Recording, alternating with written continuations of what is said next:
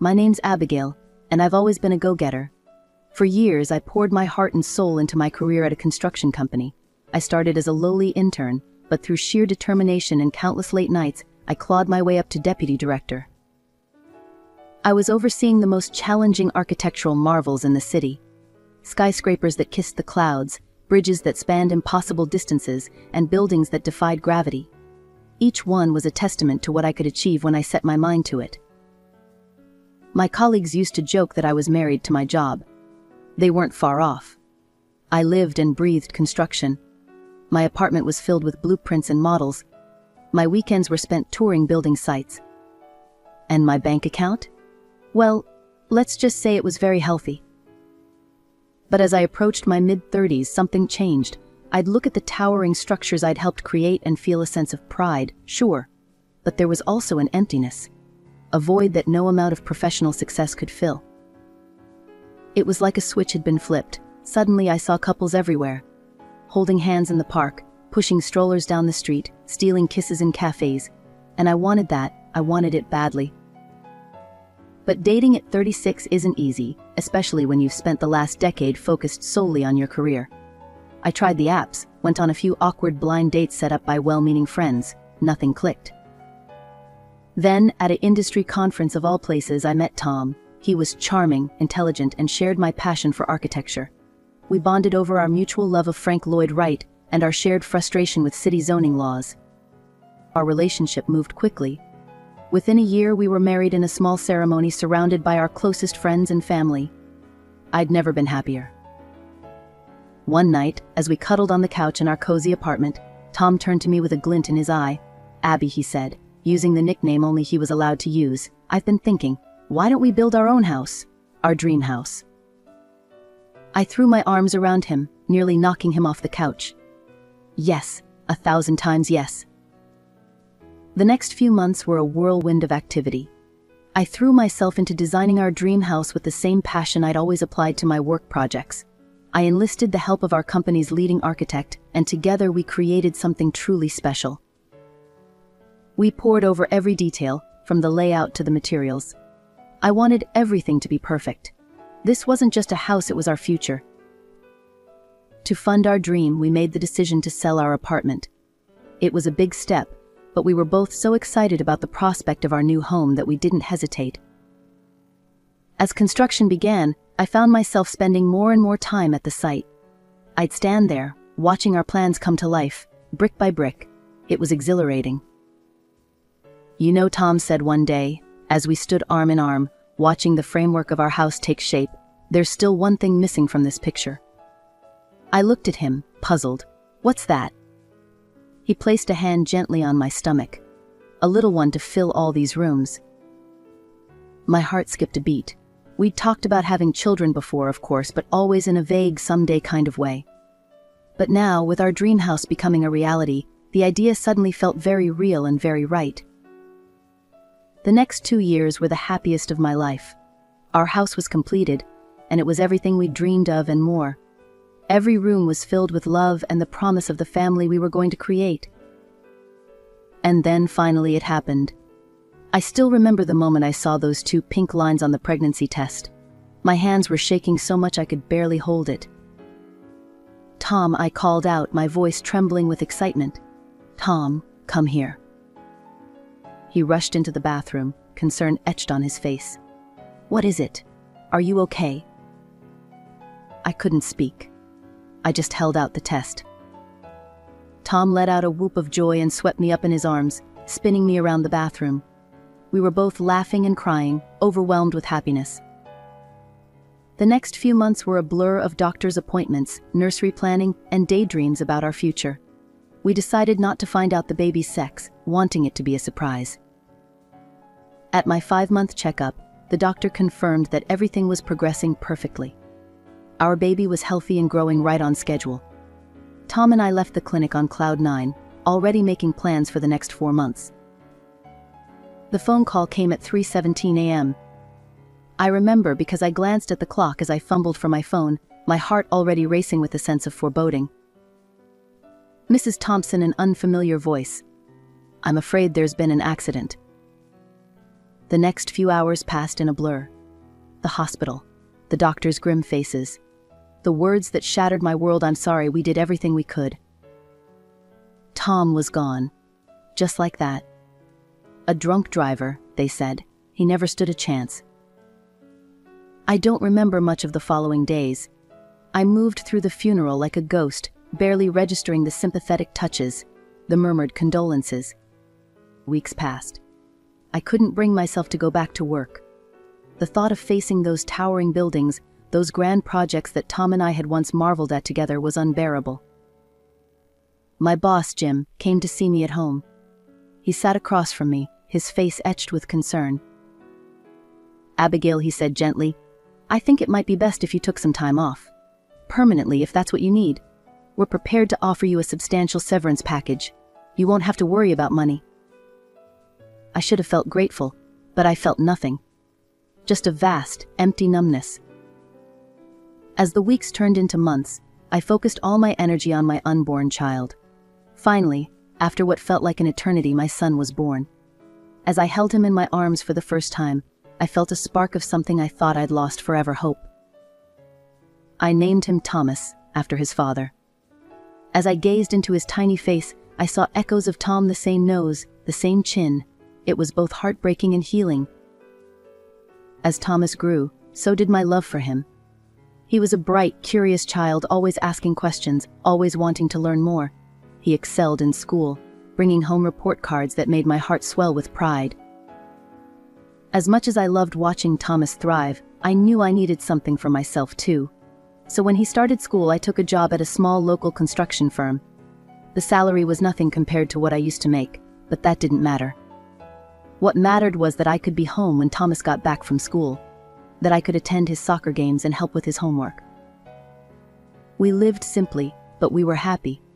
Our house, once a symbol of the life Tom and I had dreamed of, became a home filled with laughter and love. And while the pain of losing Tom never fully went away, the joy of raising our son helped ease the ache. The years flew by, and before I knew it, Thomas was graduating high school. I stood in the audience, tears of pride in my eyes as I watched him accept his diploma. My little boy was all grown up. I got in, Mom. Thomas burst through the door one day, waving an acceptance letter. "I'm going to State University." My heart swelled with pride, even as it ached at the thought of him leaving. "That's wonderful, honey. I'm so proud of you." The day I dropped him off at college was one of the hardest of my life. As I helped him unpack in his dorm room, I couldn't help but think of my husband, wishing he could see the amazing young man our son had become. The house felt emptier than ever without Thomas, but I threw myself back into work, taking on more responsibilities at the construction firm. My experience and skills hadn't faded, and soon I was managing major projects again. I used my increased earnings to pay for Thomas's tuition and send him a monthly allowance. It was tight sometimes, but seeing him thrive made it all worthwhile. After graduation, Thomas decided to stay in the city where he'd gone to college. He landed a good job at a tech startup, and I couldn't have been prouder. I'd visit him most weekends, and we'd explore the city together. "Mom, you've got to try this new sushi place," he'd say. Or, "There's an art exhibit I think you'll love." Those weekends were precious to me, a chance to reconnect with my son and see the man he was becoming. Then, about 3 years after he graduated, Thomas called me, his voice brimming with excitement. "Mom, I've met someone. Her name's Jessica, and she's amazing." I was thrilled for him, of course. But as the weeks went by, I started to notice changes. Thomas began asking for more money, talking about expensive restaurants and designer clothes. "Mom," I was thinking, "maybe you could help me buy a car," he asked during one of our calls. "Jessica's family all drive really nice cars," and that's when alarm bells started ringing. "Thomas," I said firmly, "I love you, and I want you to be happy. But money can't buy love. If Jessica cares about you, it won't be because of expensive gifts or flashy cars." There was a long silence on the other end of the line. When Thomas spoke again, his voice was cold. "You just don't understand, Mom. Things are different here." After that, our calls became less frequent, our weekend visits rarer. It hurt, but I told myself it was just a phase. A year later, Thomas showed up at my door with a beautiful young woman. "Mom, this is Jessica. We're getting married." Jessica was indeed stunning, with perfectly styled hair and designer clothes. She was polite, and to my surprise, she seemed genuinely impressed by our home. "Oh my goodness," she exclaimed, her eyes wide as she took in the living room. "This house is incredible. I've never seen anything like it." She moved from room to room, marveling at the details. "The layout is so thoughtful, and the way you've maximized the natural light. It's just beautiful. And so functional, too." Thomas beamed, clearly pleased by her reaction. "We wanted to invite you to the wedding in person," he said, handing me an ornate invitation. "Jessica's parents are handling everything." As they left, I felt a mix of emotions. Jessica's admiration for the house seemed genuine, but I still couldn't shake a feeling of unease about the changes I'd seen in Thomas. The wedding was a lavish affair, more like a society event than a celebration of love. I felt out of place among the designer gowns and expensive jewelry, acutely aware of my own simple dress. As my bank account grew, so did an idea that had been percolating in the back of my mind. I wanted to do something special for Thomas and Jessica, to show them how much they meant to me. I started sketching plans for a house, one that would combine my years of experience with everything I knew about Thomas's tastes. But I held off on starting the project, telling myself to wait for the right moment. As it turned out, I didn't have to wait long. One sunny Saturday afternoon, the doorbell rang. To my surprise, Thomas and Jessica were standing on my porch, looking slightly nervous. "Mom," Thomas said, "we've been thinking. You're all alone in this big house, and well, we've decided to move back to the city. We thought maybe we could live here with you." The next few weeks were a whirlwind of activity as I helped Thomas and Jessica settle in. At first, everything seemed perfect. We had family dinners every night, and I loved hearing about their days over morning coffee. But as the weeks wore on, things began to change. It started small, Jessica rearranging the furniture without asking, or complaining about the brands of food I bought. Then one evening, as I was preparing dinner, Jessica swept into the kitchen, her nose wrinkling. "Abigail, darling," she said, her voice dripping with false sweetness, "don't you think it's time we upgraded our menu a bit? Perhaps some foie gras, or at least a nice vintage wine. After all, this is our home now." "Actually," I said gently, "this is still my house. I'm happy to have you both here, but—" I didn't get to finish. Jessica's face contorted with rage. "Thomas," she shrieked. "Thomas, come here. Your mother is being impossible." Thomas came running, and to my shock, he immediately took Jessica's side. "Mom, what's your problem?" he yelled. "Can't you just do this one thing for us?" From that moment on, the atmosphere in the house became unbearably tense. Thomas and Jessica barely spoke to me, whispering to each other and falling silent whenever I entered a room. Then, one evening, I overheard a conversation that chilled me to the bone. I was about to enter the living room when I heard Jessica's voice, low and insistent. "We need to get her out, Thomas. This house is wasted on her. Think of what we could do with it." I froze, unable to believe what I was hearing. But Thomas's response was even worse. He actually laughed and said, "You're right, Mom's had her time. Maybe we should start looking into nursing homes. I hear the state ones aren't too bad." I couldn't contain myself any longer. I stepped into the room, shaking with anger and hurt. "Is that really what you think of me, Thomas? After everything we've been through?" Thomas looked startled, then guilty, but as he glanced at Jessica, his expression hardened. "Mom, I think it's time you left. This is our house now." I felt as if I'd been slapped. But in that moment, a lifetime of strength and determination surged through me.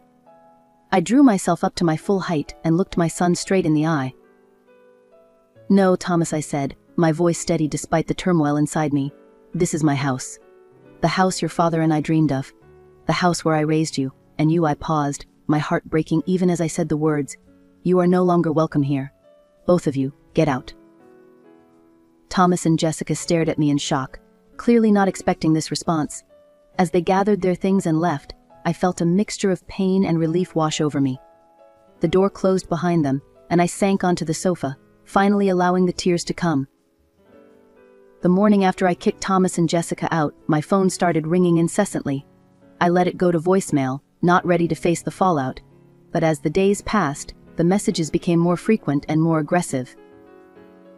Finally, I answered one of Thomas's calls. His voice was cold and businesslike, a far cry from my loving son. "Mom, I've been doing some research," he said without preamble. "As Dad's son, I'm entitled to inherit from him. I want half the value of the house. If you don't cooperate, I'll take legal action." I hung up, my hands shaking. How had it come to this? The son I raised, threatening to sue me. Despite having the means to pay Thomas off, the thought of rewarding his behavior made me sick. The plans I'd drawn up for their new house now felt like a mockery. I shoved them into a drawer, determined not to give them another thought. Feeling lost, I reached out to Jack, an old friend of Tom's who had become a lawyer. We met at a local cafe, and I poured out the whole sordid story. "Abigail, I'm so sorry you're going through this," Jack said, "but I can assure you, legally you're in the clear. Tom's will left everything to you, no conditions." I felt a wave of relief, quickly followed by a surge of guilt. Should I be glad that my late husband had, inadvertently, protected me from our own son? Jack must have sensed my conflicted emotions. "Look, if Thomas does decide to sue, there will be some costs involved. You'll have to go through court proceedings, which can be stressful. But based on what you've told me, he doesn't have a leg to stand on." I clung to the hope that Thomas might come to his senses yet, even as his calls became less frequent. Maybe he was realizing the error of his ways. Maybe things would get better. Then came the morning that shattered that illusion. I woke up early, as usual, and went to get the newspaper. As I opened the front door, something caught my eye.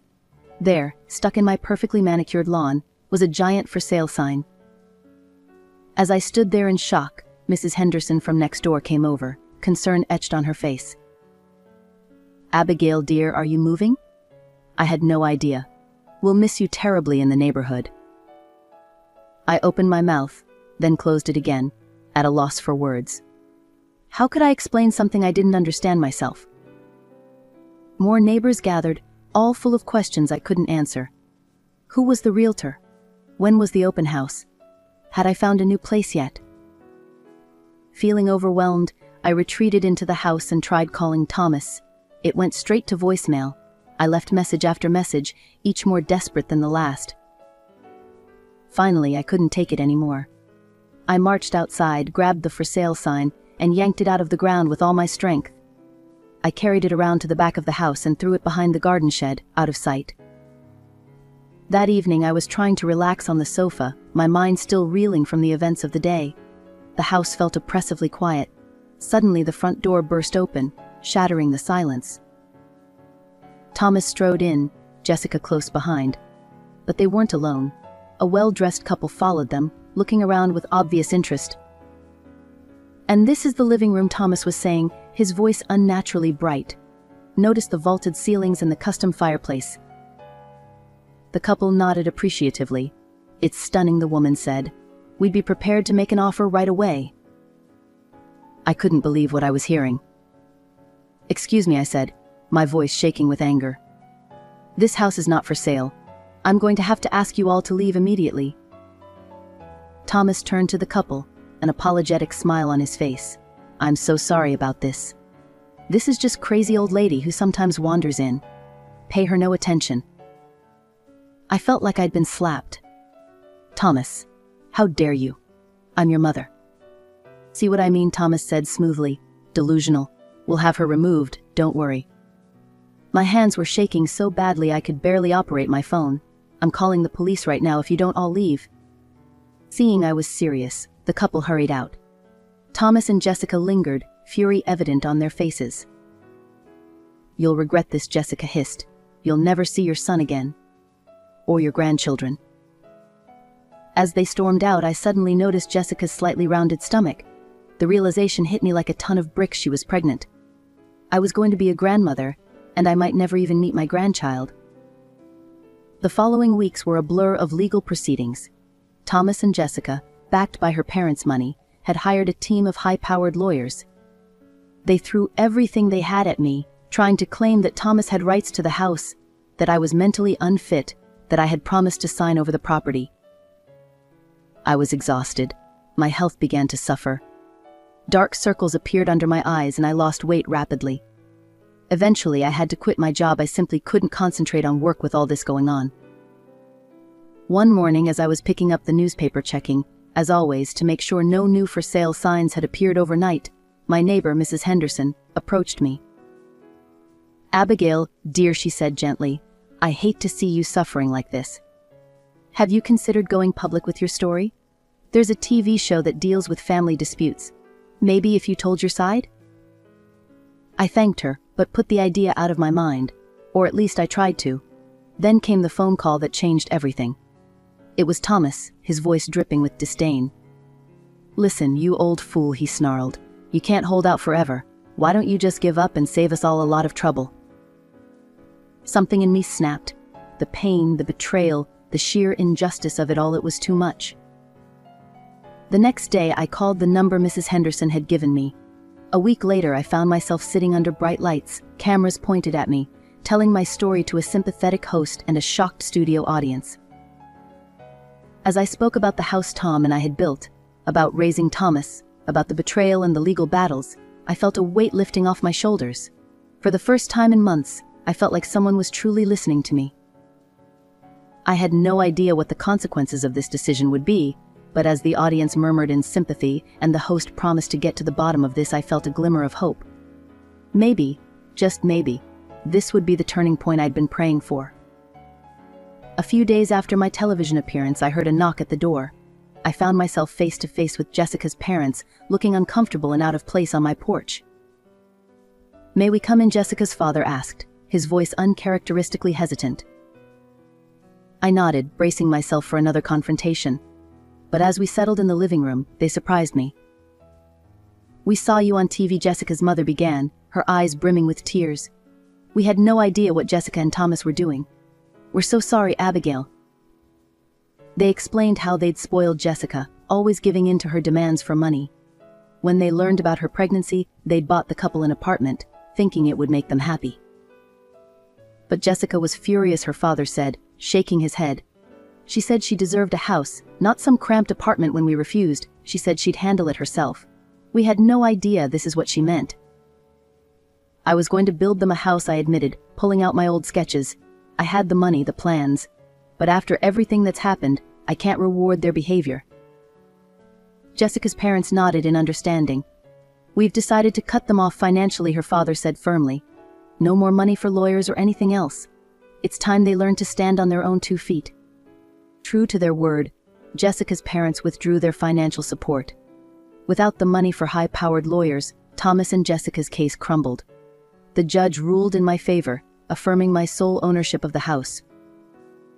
I should have felt victorious, but mostly I just felt tired and sad. Months passed. I heard through the grapevine that Jessica had given birth to a boy, my grandson. The news brought a bittersweet ache to my heart. More time went by. Occasionally I'd get desperate calls from Thomas or Jessica, begging for money. Each time I forced myself to say no, even though it broke my heart a little more. Then 2 years after that fateful TV appearance, I opened my door to find Thomas standing there. He looked terrible, thin, unkempt, with dark circles under his eyes. "Mom," he croaked, and then he broke down crying. Through his tears, Thomas poured out his heart. How he'd been selfish and stupid. How he'd let Jessica's greed infect him. How he now understood the sacrifices I'd made raising him alone. Part of me wanted to wrap him in my arms like I did when he was little, to tell him everything would be okay. But the wounds were still too fresh. "I'm not ready to forgive you, Thomas," I said gently. "You hurt me deeply. But I'd like to meet my grandson." We worked out an arrangement. Every other Saturday, Thomas would bring little Tom Jr. to visit. I'd babysit, buy him clothes and toys, and for a few hours I could pretend we were a normal, happy family. Surprisingly, it was Jessica who began to thaw first. One day, as she picked up Tom Jr., she paused. "Thank you," she said quietly, "for everything you do for him. I understand now how lucky Thomas was to have you as a mother." As for Thomas and me, we're still working on rebuilding our relationship. Some days are better than others. Sometimes when he smiles, I see glimpses of my little boy, and other times, the memory of his betrayal is too strong to bear. I don't know if I'll ever fully forgive him. The trust we once had may be gone forever. But as I watch Tom Jr. playing in the garden that his grandfather and I once dreamed of, I feel a sense of peace.